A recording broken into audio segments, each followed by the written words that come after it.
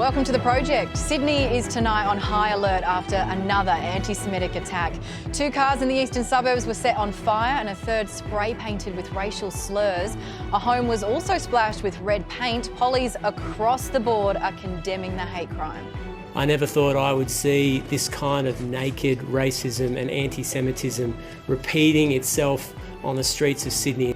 There have been incredible scenes out of Texas as Elon Musk's SpaceX launched the world's biggest and most powerful rocket. There it is there. The spectacular launch was initially a success, including the recapture of the booster rocket. Booster now hovering as it aligns with the tower for catch. Should I be turned on by that? Is that you know what, Rove? I think you are allowed to be. Miff, okay, great, Miff, good. Where we at? Right, that's like a model from a movie set with a bit of string. They just played that footage in reverse. That's all they did. I know, but the key word, everyone, was the initially in that sentence, because initially it was a success, but then things took a turn with the mega rocket's engines failing and the whole thing exploding, or as they called it, a rapid, unscheduled disassembly. That's what that is. So when you fail, it's just a rapid disassembly across That's what the happens board. when I get turned on. So that We have new stats on Aussie divorce rates, and there is a catch though. It's for penguins, Australia's most adorable bird. I can have... Hush your dirty mouth. It's a Regent honey eater and you know it. I can see Rove absolutely shooting lasers into the back of my head. But get this, penguins, they're monogamous, but it seems nothing is forever. 1 in 4 couples are now believed to divorce their partners each year, with the rate some years as high as 50%. They are not as happy as they look. And finally, taboo or not taboo? Controversial scenes at the Australian Open during American Danielle Collins' win over local hope Destiny Iava. Firmly in the role of proud villain, Collins responded to the lack of support that she was given by throwing it back to the crowd, blowing kisses and boasting about just how much she's getting paid.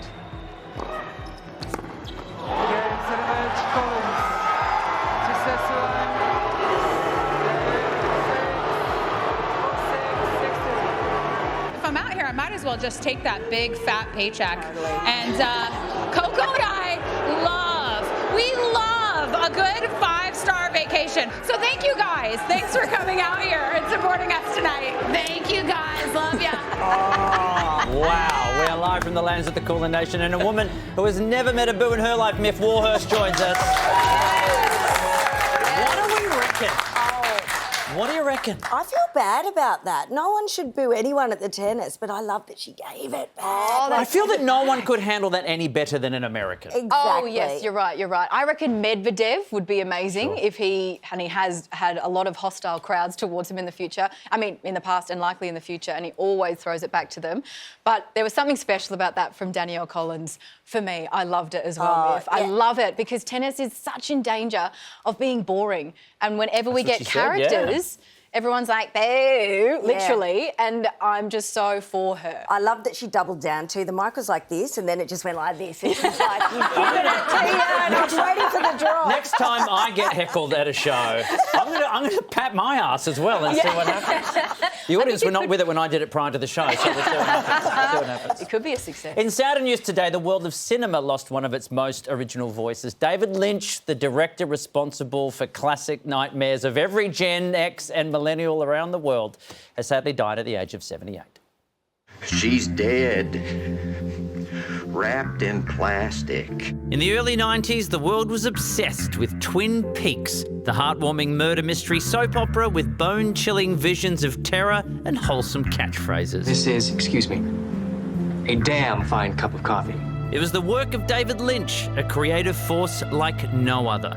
The filmmaker burst onto the scene with 1977's Eraserhead, an unnerving low-budget black and white film about a lonely man caring for an inhuman child. Do I just cut them up like regular chickens? Sure, just cut them up like regular chickens. The film grabbed Hollywood's attention, and Lynch was hired to direct biopic The Elephant Man with Anthony Hopkins and John Hurt. We can care for you, but we can't cure you. It's not. Then came Blue Velvet, considered by many to be his greatest film. You're like me. He wasn't interested in an objective reality, and yet his films conveyed this deep emotional resonance that just hit home with people all over the world. His next movie, Wild at Heart, won him the Palme d'Or at the Cannes Film Festival. Hey, my snakeskin jacket! Thanks, baby! Then came Mulholland Drive, earning Lynch his third Oscar nomination for Best Director. You've come back. Lynch had incredible belief in the capacity for humans to find hope and happiness through love. But it was Lynch's unique personality that made him a cult figure. His surrealist arty filmmaking a contrast with his down-to-earth Midwest charm. I'm wearing dark glasses today because I'm seeing the future and it's looking very bright. In one of his final appearances, he played director John Ford, stealing the show with his cameo in Steven Spielberg's The Fabelmans. When the horizon's in the middle, it's boring as shit. Today, Hollywood paying tribute to a legend of the cinema. The world is going to miss such an original and unique voice. His creative mentorship was truly powerful. He put me on the map. His wisdom, humour and love gave me a special sense of belief in myself I'd never accessed before. He was in touch with something the rest of us wish we could get to. Nothing is ever really perfect, but it's finished and it feels complete. Huge loss of a great talent. Someone, for me, who opened the door to weirdness in Hollywood. Came through at a time where everything was really slick. There were a lot of blockbuster movies. It was the late 70s, early 80s, and he just opened this door and took it elsewhere. And people were introduced to surrealism, ideas of surrealism and dreams and nightmares, and it all made sense in these 3-hour packages where people would watch and go, what the hell just happened? There was but they loved it. Yeah, a lot of his stuff, I would often come away going, I have no idea what I just saw, but I enjoyed it. Exactly. So it's more art than It like is very movies? much so, yeah. Yeah, we And lost still an very artist. prolific, considering it was so unique Yeah. and not necessarily to everyone's taste. And I feel he had a bit of a strange renaissance in his later years as an actor, as we saw in some of that footage as well, where maybe more people know him from that than anything else. Well, Twin Peaks got a resurgence as well, and that was extraordinary. I mean, no one knew what was going on at the end of that, which is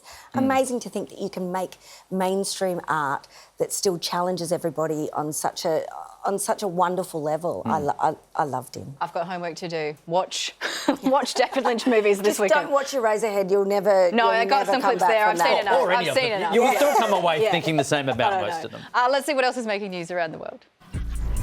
Israeli airstrikes continue across the Gaza Strip, but PM Benjamin Netanyahu has finally approved the ceasefire and hostage release agreement. There was a last-minute delay, but Netanyahu's security cabinet will convene today to sign off on the deal.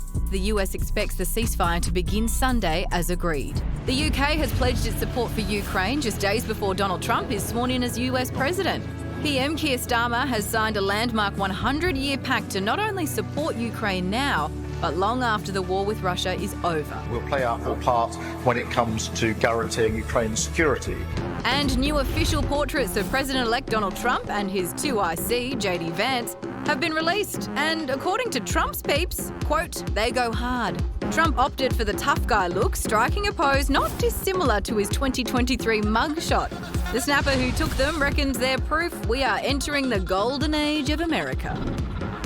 That is a bold choice. I can't imagine someone, I would look at that if that was me. Normally you wouldn't look at your official portrait and go, you know what, just go with the one off my driver's licence. Yeah. It's less confronting than that. And the lighting, it's like they're like sitting in for a ghost story.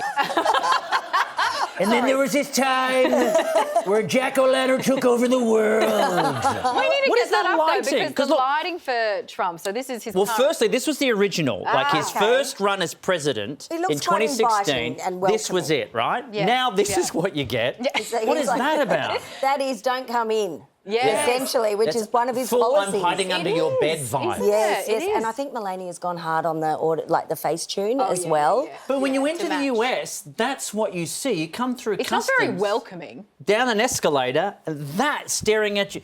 Welcome to America, NAGA. Yeah, I'm gee, not and the sure. booming voice. But it does, as we noted, it's a striking resemblance to the mugshot, and I think that is intentional. I think that President Trump went in there and he was like, this is how it's going to look. And someone might be like, maybe give it some cheek. And he's like, no. The only image even possibly more confronting than that would have been this.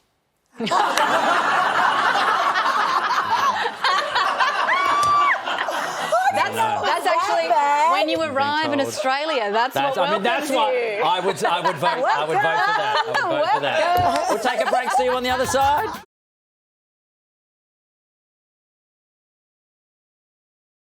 Welcome back to the project. We've got Kate Miller-Heidke, Rhys Darby still to come tonight, and a brand new quiz segment that I'm very excited about launching.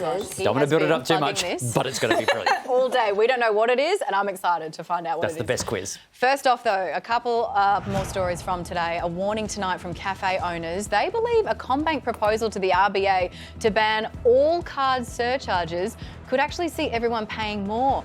The bank isn't suggesting it will reduce its fees, so businesses will have to cover the cost of the equipment and transactions, and they say they'll have no choice but to pass the expense on. Well, it's going to be less transparent, so they won't even have a choice, and the people who do pay cash, that don't want the fee, will actually have to pay the extra as well. And science says today is Quitters Day, the day you'll give up on your New Year's resolution. But one London pub is helping those who chose today to give up on their dry January pledge. They are cheersing to quitters by offering them pints for the super low price of 17 pence. That's about 33 cents to those who confess to staff that they've already given up their no booze vow. Oh. This seems right to me. You need 3 weeks to see if you're going to like push through and then be like, nah, not doing it. I just feel like they should do it on New Year's Day because, quite frankly, there's just no really point. ruined it. Because I mean, no one sticks to a New Year's resolution, do they? No, I've never have. Yeah. I'm not even calling them that anymore. I'm just calling them manifestations. I was calling them intentions. Yes, and then there's less pressure on it because I think there's so much pressure to sort your life out in a very Well, the joke's on them moment. because my New Year's resolution was to spend less on booze. So I win. Hey, you'll laugh, you'll dance, you'll cry, maybe all at once. Ew. In this week's edition of...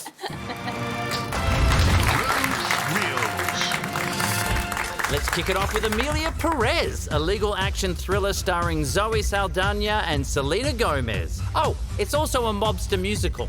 That's entirely in Spanish. Zoe plays Rita, a lawyer who gets recruited by a cartel leader with an unusual request. Oh, but this won't communicate any of that, so just hit the music.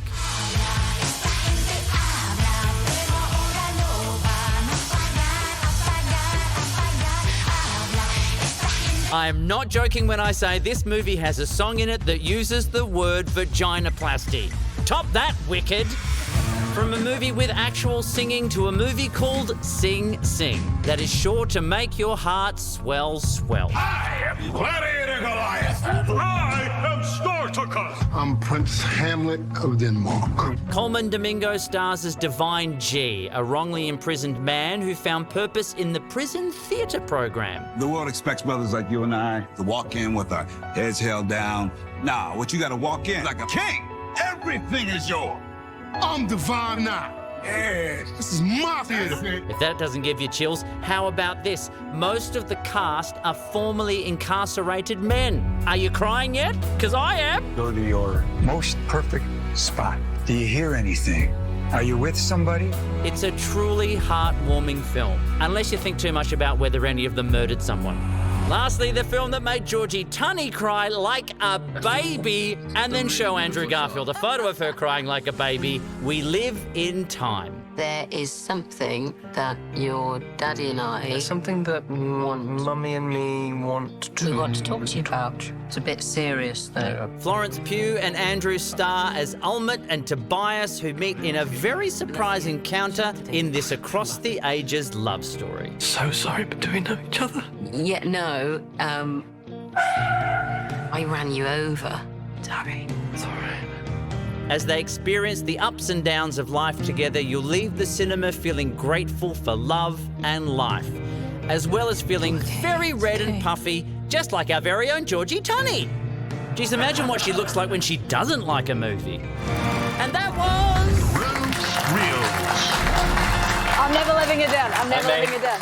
You're both still crying already. Georgie, I think, is crying at her own picture, which I'm just crying at the preview. That's enough for me. I it's can't amazing. see that movie. Once again, a reminder, this was Georgie when she came out of the screening of We Live in Time. I felt it was only fair that I returned serve. This was my photo after seeing the movie as well. I think I win. I'm looking quite snotty. That was, to be fair, that was after seeing the price of a popcorn and choc top combo. But I just want to say, if you're watching at home, when you go see When We Live in Time, I would love to see your wrecked face. However sad you get, the snot, the slime, the sweat, you know, everything that Georgie had in hers. Head to our Facebook page because we want to see your sobbing sadness. So please share. Let's all link together in our sadness. It would actually, it would make me feel better about myself if there were some other ugly cries out there. So thank you so much. We've got to take a break, but we'll be right back.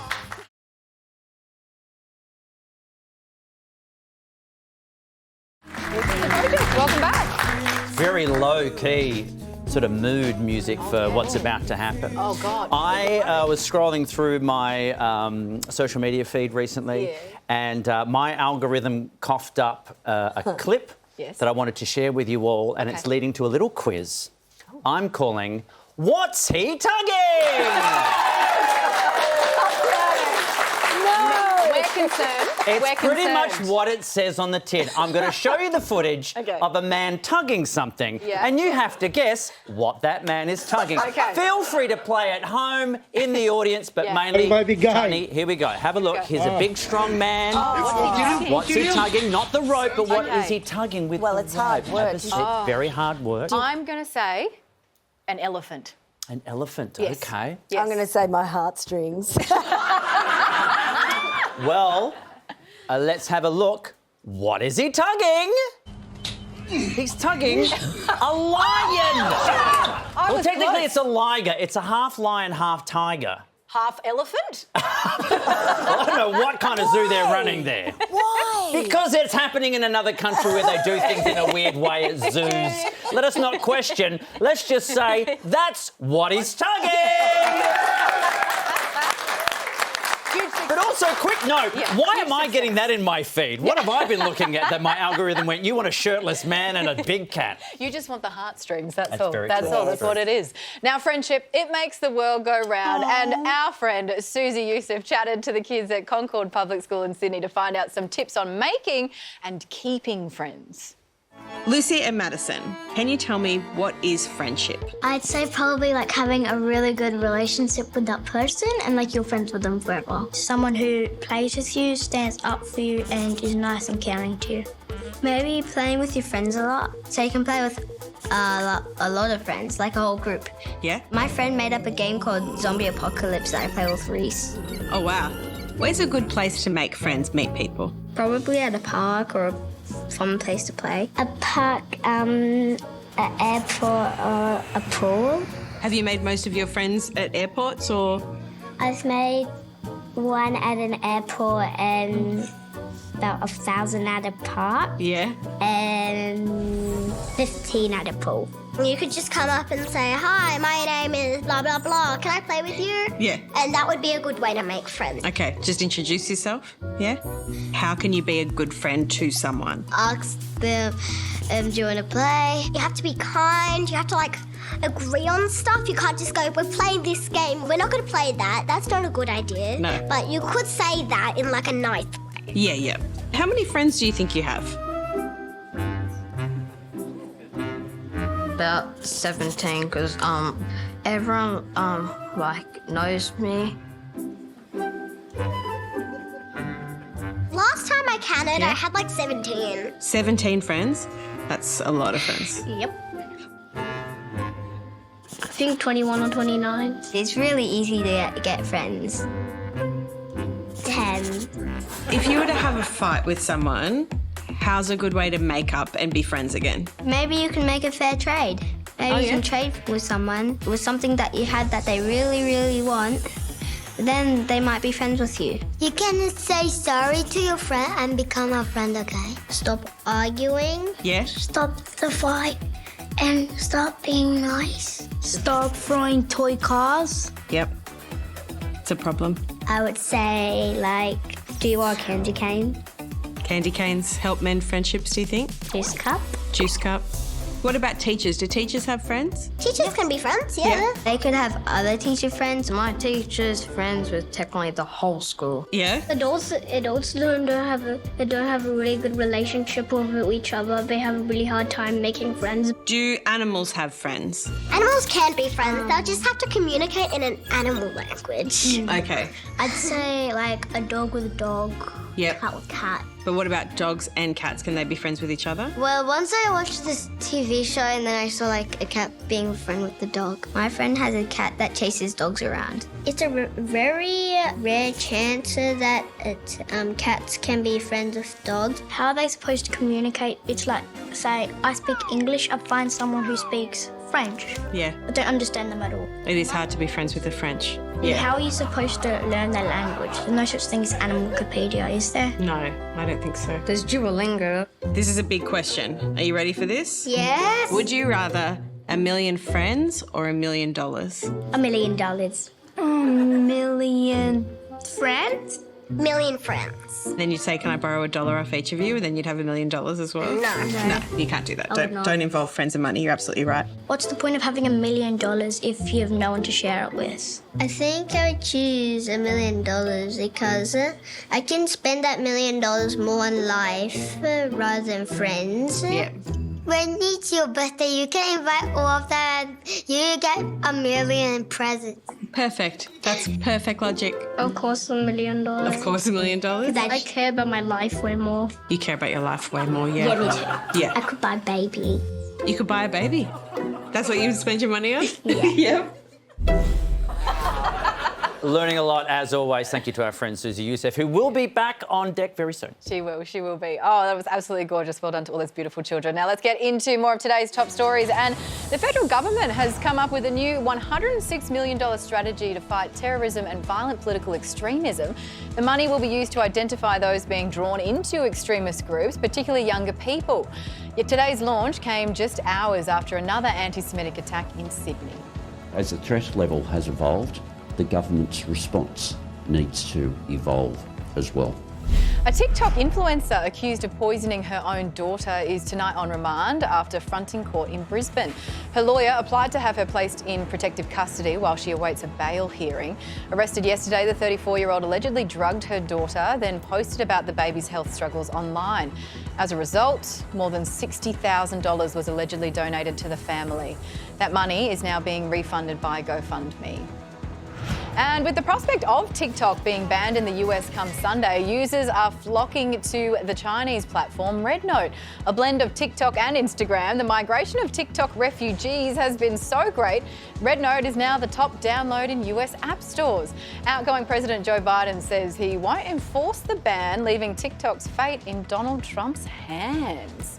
I was talking to everyone about this on Snapchat and nobody cared. Yeah. Oh, look, I think it's challenging for those people who love TikTok and who've based a lot of their lives around TikTok because it's very addictive, and to have it be taken away, it's quite emotional. And they've chosen specifically a Chinese app because essentially Trump is trying to ban a Chinese app. Yeah. So what they've done is gone, oh, well, we'll just go to another one over here. And it's a little bit of Sorry, I'm no more things with my hands on this show.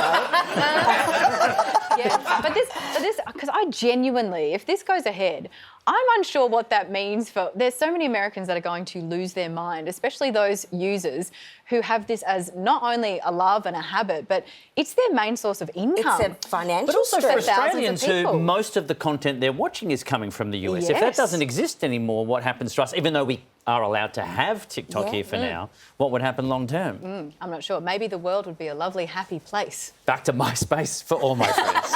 Where's Tom? Well, Tom, I hope he's still okay. He's okay. He's okay? He's okay. Okay, great. Well, Tom, if you're watching us with your four-legged friend, good boy, good boy. But this next segment is for you, with research now showing not only are dogs watching TV with you, chances are they understand more than you think. So sit, and enjoy. From classic kids' films to a spot of sport. Sorry, so he does have to... And of course, cooking programs. New research has revealed more than 2/3 of dogs are just as addicted to the small screen as the rest of us, even if some things still get lost in translation. Barks on a number of occasions to characters I didn't like. You know, where the dog is kind of the lead character in the movie, it kind of reminds me of him because, well, he's the lead character in his life. His favourite show is actually Finding Nemo. There's few dogs that really love watching television, all the colours and the movements, and often it's other animals. But then there's other dogs, like these two, who really couldn't care less. The research even revealing exactly what dogs like to watch. And surprise, surprise, it turns out dogs really like watching other dogs, even of the cartoon variety. Hooray! Our canine companions seemingly a lot less interested in us than we are in them, with humans ranking number 9 out of 17 categories behind ball sports, non-ball sports and vehicles. But are dogs really taking any of it in? We do know that a lot of the working dogs, or those dogs that really are into motion and movement, do tend to be the ones that like watching it, whereas I guess the other ones that are a bit more chillaxed, they're not so fussed. Frankie loves the tennis at the moment. Very special. He's not a TV watching dog. I think he prefers to curl up with a book. Now, dogs are even having TV made especially for them as dog TV takes over our screens. So with dog TV, because dogs can really primarily only see in blue and yellow, their colour schemes look a bit different. So when we're looking at it, it might look a little bit weird, but to our dogs, it makes a lot of sense. They also play around with the sharpness and also the sound so that it can be really engaging for our dogs. But with dogs now getting their own TV channels, the real question is, will they give back the remote?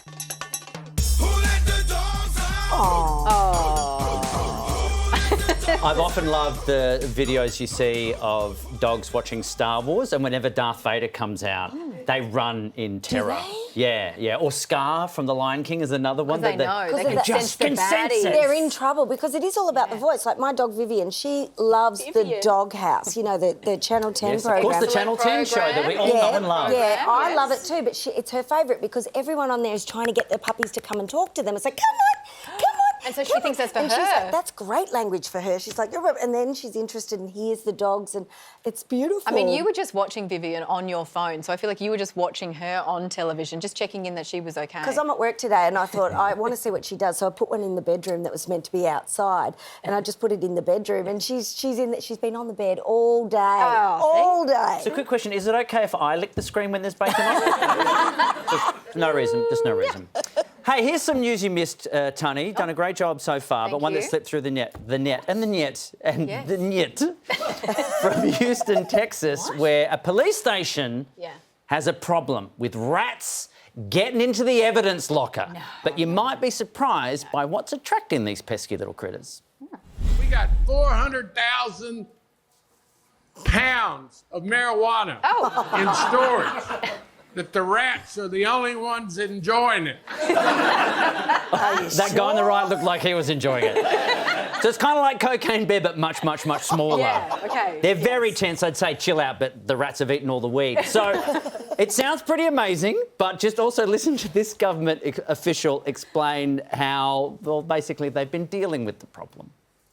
Professional exterminators involved, but this is difficult getting these rodents out of there. I mean, think about it. They're drug-addicted rats.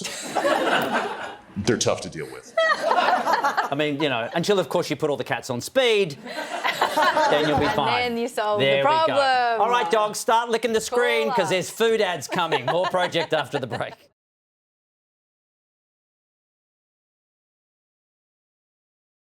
You're watching The Project with Kate Miller-Heidke, still to come. Yes, and our next guest is a strong contender for the most bonkers comic on earth. Anne Murray, present. Banned agenda. Item 1, haircut. Brett. No. Rhys Darby won hearts as band manager Murray in the cult hit series Flight of the Conchords before going full blockbuster. Nice work, Carl. Bump my fist. Oh, mister, I was going to fist you. Sounds pretty good, doesn't it? Rhys also boasts a string of collabs with equally eccentric bestie Taika Waititi. Really? From Hunt for the Wilder People to Our Flag Means Death. I'm just looting this library, but I'm replacing all the books I've looted with ones I've already read. Now, for the first time in a decade, the legend returns with a brand new stand-up tour. The police forces all over the world, they're all doing it. No matter where you are, which country, you're still getting that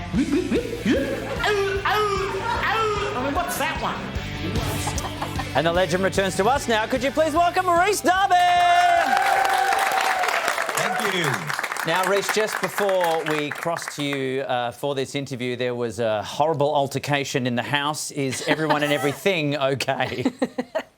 Yes, we have some cat issues here. Can I also point out, I'm not sure whether you're using a filter on my screen, but I'm not as red as I look.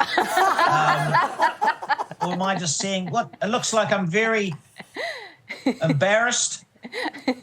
Television is cruel, Angry. Rhys. I didn't get that angry minutes ago.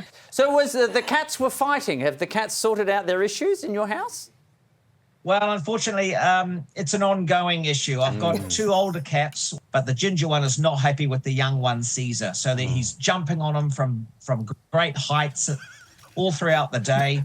Maybe, like his namesake, he will be stabbed in the back during the night. So please, take care.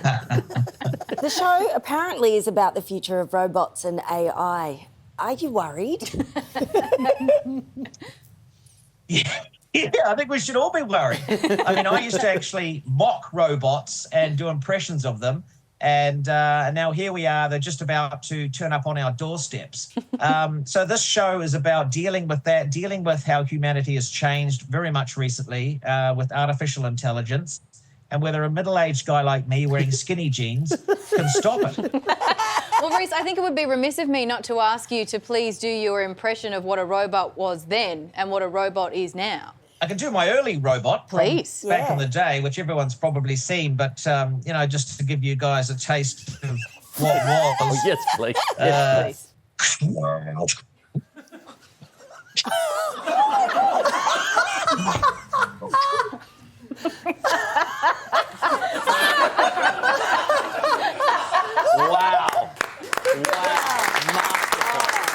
Masterful. I've got no notes. Rhys, where were you? There was a robot there and you just missed it. He had a really red face too. Those are the old ones. You can actually catch up with those ones. Oh, Rhys, you are, gosh, you're so hilarious. But you have also, throughout your career, embraced this accent of yours. When did you actually realise that it was going to be helpful? I always knew I had a unique voice, and I've always done funny, silly character voices over the years. Always weird creatures from other worlds or inanimate objects. Always something bizarre. Well, Rhys, has it ever actually been unhelpful, though, your otherworldly talents? Yeah, I think so. Like, definitely in the early days of dating. I always thought I was funny and unique, but a lot of the ladies weren't into it. Rhys, something I would like to share with you is I know that you have a love of cryptozoology. You have a podcast based on this very subject. My daughter recently turned 11 and she has fallen in love with the world of the weird and the unexplained. And we took her for her first Bigfoot Sasquatch experience, looking for one in the wild last year in the mountains of California. And it was incredible. Have you ever, for all your love of Bigfoot and Sasquatch, have you ever actually gone looking for Bigfoot, and how did it go? No. I'm very jealous. And why didn't you call me? We went out with Matt Moneymaker. Kind of. Did you? Yeah. Oh, man. Host of Finding I'm totally Bigfoot. jealous. I know. I'm sorry. What a flex. Hang on. I'm so sorry you had to hear it like That's this. the one I haven't done. You know, I've looked for the Chupacabra. Yep. I've been out there, Loch Ness Monster 3 times. And I've seen UFOs. I've been through Rwanda looking for the mountain gorillas. They actually are there. So that was an easy one. Now, forgive me, I'm what some people, and I fear you, may call basic, and I don't necessarily know if I would believe in such a thing as Nessie. How many people have you converted? Well, good question. Yeah, that's the typical thing from a sort of a basic person would say that. Now, I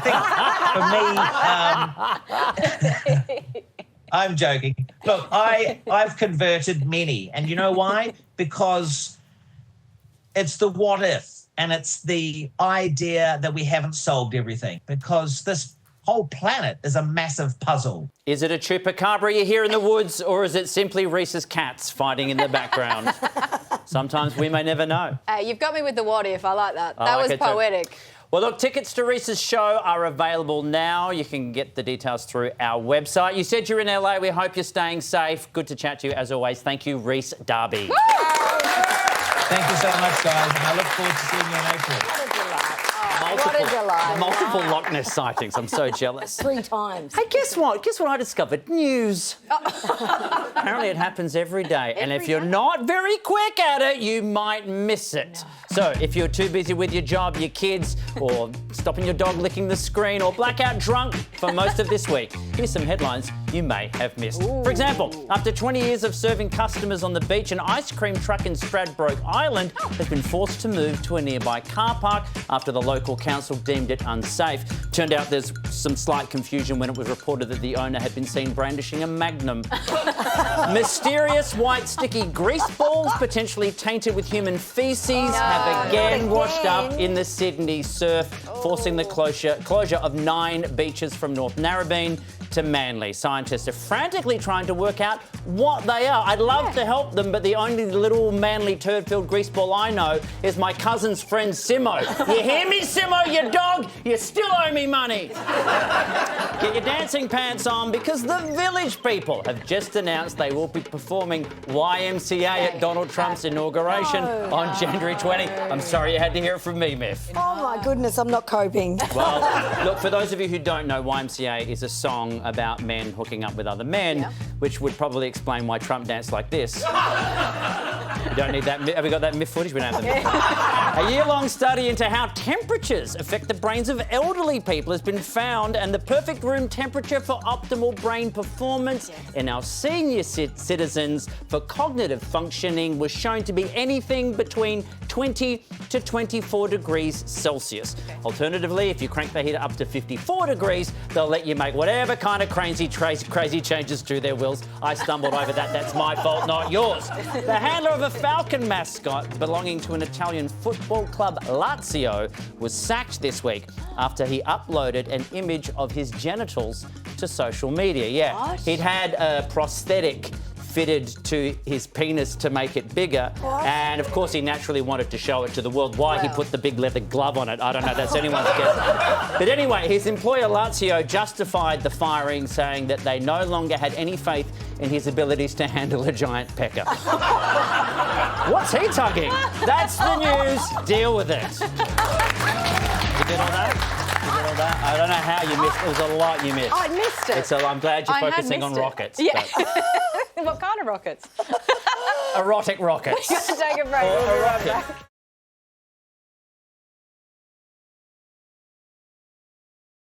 Welcome back. You're watching The Crowbit. I put my pen down, and now I don't know what to do with my hands. I'm freaking out. But guess what? Our next guest is here, and she's known to defy gravity. Thank you, Georgie. Allow me to count the ways we love Kate Miller-Heidke. First, there are her countless hits. I was young and caught in the crowd. I didn't know then what I know now. I was dumb and I was proud, and I'm sorry. Then there's her theatre work, wowing crowds with her scores in Muriel's Wedding and, more recently, Bananaland. Full speed ahead in the direction of true love. And you didn't think I'd leave off the time she literally defied gravity at Eurovision.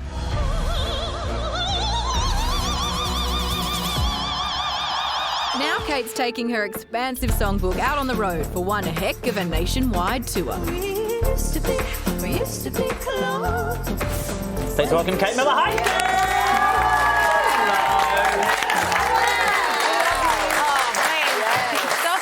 Now, you're about to head off on your Telling Tales tour. Now, I've heard it described as intimate and revealing, which sounds like, is it as raunchy as it sounds? Is it you, like, flinging on a stick, but, you know, and not as much? I have been writing some new songs lately that are the horniest songs I've ever written. Really? In that way. No, I guess I've just always been... I come from the folk school of performing, and I think it's important to kind of give the audience a sense of who you are and what you were thinking when you wrote the song. So I suppose that just means there's no kind of persona, there's no fourth wall. It's like it's a communicative thing. So are the songs horny, or you were horny when you wrote them? Probably both. I mean, I do get stimulated writing. What makes a song I don't know if horny? this is a good... What makes a song horny, Kate Miller-Heidke? Look, it can be quite explicit. They're just about sex. Well, what do you think? Makes me think of a rocket going back into a landing bay. Is that a zero gravity? Yeah. Or it makes me reference? think of what a large man is tugging. That's what Well, this is all very hot, you guys. Yeah, Come no, on. it's personally intimate. This is exactly where I expected things to go. Well, you're on tour with your husband, Kia. Like, is it all business when you're on tour together? Like, do you have moments of... No, I'm not talking about that. I'm taking it away from that. Is it all, like, do you have moments to actually kind of, you know, have fun and enjoy it, or is it just, like, when you work with him, is it just work? No, we do take moments now. Now more than earlier in my career, I think. I feel a bit more confident. I mean, I always get super nervous before a show, and for me, my focus is always on that. Like, it's always percolating at the back of my brain, but we try to take a moment to walk on the beach or just take a walk outside and see whichever town we're in. How do you overcome the nerves? Like, have they got better at all? I was so paralysed with nerves before Eurovision. I basically had, like, diarrhea for 6 months. And my singing teacher, Alison Bell, who's amazing, she talked me through all these sort of neurological hacks to kind of disarm that fight or flight mechanism. Some of them are really effective for me, like standing backstage in that sort of superwoman stance, like take up as much real estate with your body as you can, and then you imagine you're Khaleesi with 10,000 slaves bowing down before you. Mother of that dragons. kind of thing. Yes, and then after that you go cross-eyed, which, like, you can't take yourself seriously when you're cross-eyed. I can't do the Rhys Darby. I'm like, you can do one at a time. Oh, yeah, that's a real skill. Yeah, Probably to help with the nerves would also be not getting on a giant swaying stick. Well, that was a great distraction from my nerves about the stupid high note in that song in front of 300 million people live. Yeah, that was nerve-wracking. It's certainly, oh my God, terrifying. Little Ernie, does he come on tour with you, your son? He doesn't. He just stays in school. He's better in his routine at home. But luckily we've got a bunch of great family and friends, and they come and hang he's out also with too him. busy posing at the Louvre as well. So. I love him. Yeah. I love him. Is he musical as well? He is. He likes to rap. Rap? He's into freestyle rap battles with his mates at school. It's very cute. They diss each other. They have, like, rap roasts. Oh my gosh! I'm getting Kendrick and I'm getting Drake. Is that what we're doing? Yeah, it's like that, but very white. Yeah. Love that. Love How that. did that find its way into the house? Is that an influence that you've brought in, like listening to other styles of music? Oh, yeah, we listen to a whole bunch of stuff. I mean, yeah, I can't wait to introduce him to Eminem. I think he's going to absolutely love it. Yeah. Wow. I mean, I hope that he actually sings some of your songs, because some of my favourite work of yours is Muriel's Wedding, and that's about to debut in the UK, the musical. And do you get nervous when a new audience is kind of interpreting your work? Because it's so Aussie. Yeah. Look, it is nerve-wracking. I mean, that movie was a massive hit in the UK and still has a giant sort of cult following. So that gives me some heart. But yeah, it's always scary knowing how a brand new audience is going to react. And you almost think, oh God, did we get a free pass in Australia? Because this is a sacred text in Australia and everybody loves this film. But I do have faith in the show. I think it's a great show. It's funny and full of heart. And it's so exciting to think that audiences overseas will get to see it. Yeah. Now, I often think about your career and think, I assume at some point you will have a movie made of your life, because you've done and accomplished so much. Yeah. And I can't help but think, with Robbie Williams' Better Man having set the bar, when they make the movie of your life, what animal will you be? Let me see. I've got,